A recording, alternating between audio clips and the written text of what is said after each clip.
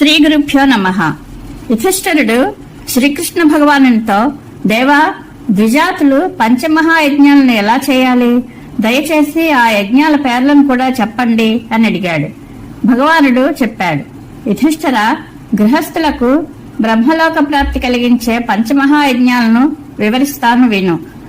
ఋభుయజ్ఞము, బ్రహ్మయజ్ఞం, భూతయజ్ఞం, మనుష్యయజ్ఞం, పితృయజ్ఞం, వీటిని పంచయజ్ఞాలు అంటారు. ఇందులో తర్పణాన్ని ఋభుయజ్ఞమని, స్వాధ్యాయాన్ని బ్రహ్మయజ్ఞమని, ప్రాణులన్నిటికీ అన్నబల్లి ఇవ్వడం భూతయజ్ఞమని అంటారు. అతిథులను పూజించడం మనుష్యయజ్ఞం అవుతుంది. పితరులను ఉద్దేశించి చేసే శ్రాద్ధాది కర్మలు పితృయజ్ఞం అవుతుంది. హుతం, అహుతం, ప్రహుతం, ప్రాసితం, బలిదానం ఇవి పాకయజ్ఞం అనబడతాయి.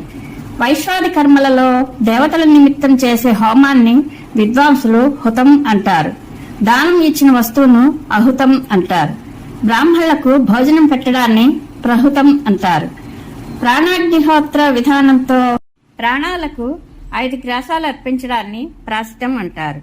గోవులు మొదలైన ప్రాణుల తృప్తికి అన్నబలి ఇవ్వడమే బలిదానం. ఈ 5 కర్మలను పాకయజ్ఞం అంటారు. ఎంతో మంది పండితులు ఈ పాకయజ్ఞాలనే పంచమహాయజ్ఞం అంటారు. కానీ మహాయజ్ఞ స్వరూపం తెలిసిన ఇతరులు బ్రహ్మయజ్ఞాదులనే పంచమహాయజ్ఞాలుగా అంగీకరిస్తారు. ఇవన్నీ అన్ని విధాలుగా మహాయజ్ఞాలుగానే చెప్పబడతాయి. ఇంటికి వచ్చిన ఆకలితో ఉన్న బ్రాహ్మణులను శక్తి మేరకు నిరాశగా వెనక్కి పంపకూడదు. ప్రతిదినం ఈ పంచయజ్ఞాలు చేయకుండా భుజించేవారు కేవలం మలాన్ని భుజిస్తున్నట్లు.